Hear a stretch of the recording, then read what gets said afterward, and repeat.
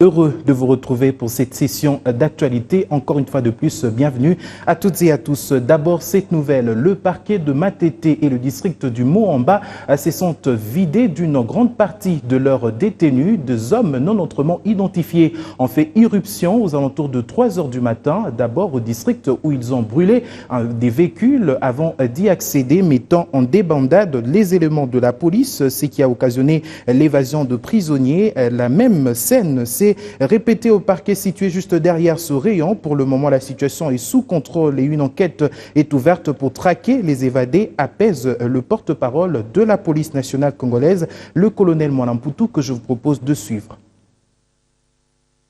Ce samedi 10 juin 2017 à 3h02, l'état-major du commissariat urbain du Moamba avait fait l'objet d'une attaque par un groupe d'assaillants non autrement identifiés au travers les deux portails donnant accès dans l'enceinte d'installation du dit commissariat urbain. Il nous revient de signaler que lors des échanges de tirs, la police a malheureusement perdu une de nos vaillantes policières, à la personne de l'agent de police judiciaire Bilaya du commissariat de police de Kisenso.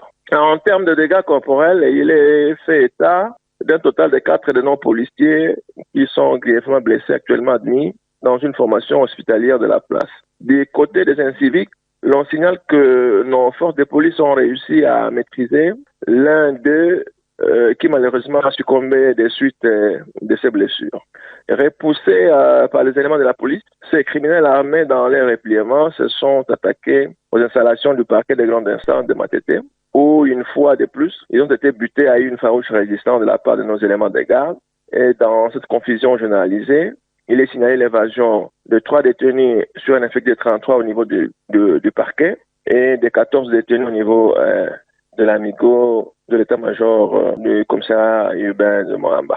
Dans l'aire des bandades, ils ont incendié 11 véhicules et 3 motos. Par contre, 4 autres motos trouvées sur place ont été emportées par les assaillants.